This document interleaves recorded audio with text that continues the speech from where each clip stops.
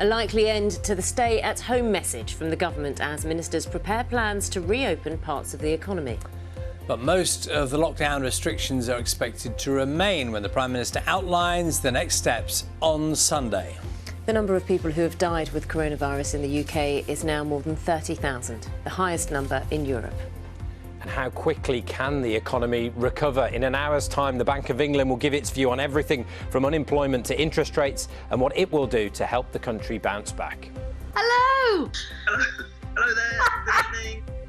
Speed dating for the lockdown generation. We join the singles hoping to find partners without leaving their homes. And the number dying continues to rise.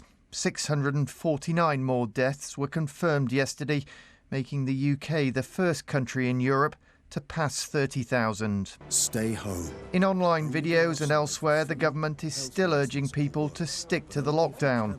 But it's understood the government's core stay-at-home message is to be scrapped at the weekend. The Prime Minister is due to make an announcement on Sunday, but officials say don't expect dramatic changes. Restrictions will most likely remain largely in place.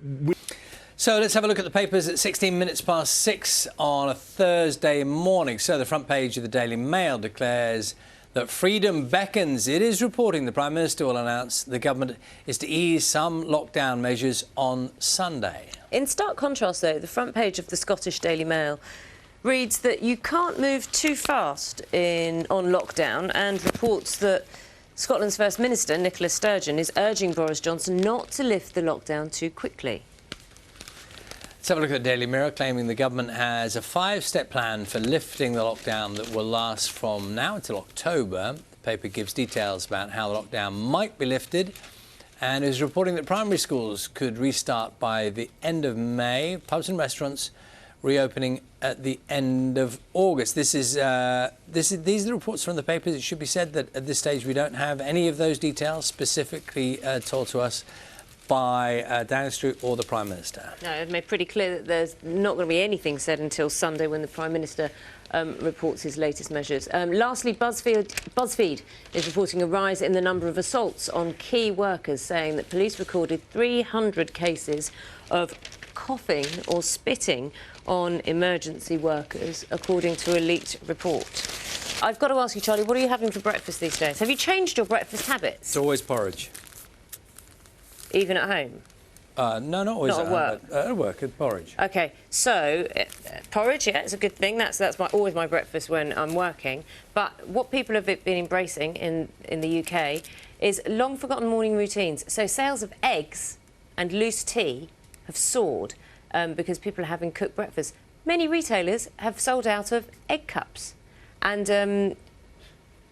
they've experienced a run on teapots, and also on coffee grinders and coffee pots, double-digit growth. Loose tea, presumably, because it just takes a bit more time and it just makes a bit more of a ceremony of the whole thing, which, you know, people have on their hand. That's the thing. That is the thing. The UK's coronavirus lockdown will be looked at by the government today, with some restrictions likely to be eased from Monday. The key stay-at-home message is expected to be dropped in order to kickstart some sections of the economy, but most of the current lockdown measures are due to remain in place. The first patients in the UK have received plasma donations from people who've recovered from coronavirus. It's hoped the donated plasma, which is found in blood, will contain antibodies that can treat other COVID patients and increase their chances of survival. The NHS hopes to roll the treatment out more widely if it proves to be successful.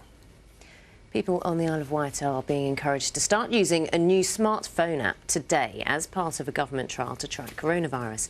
The app is already being used by the NHS and council workers on the island and uses Bluetooth technology to link users' phones.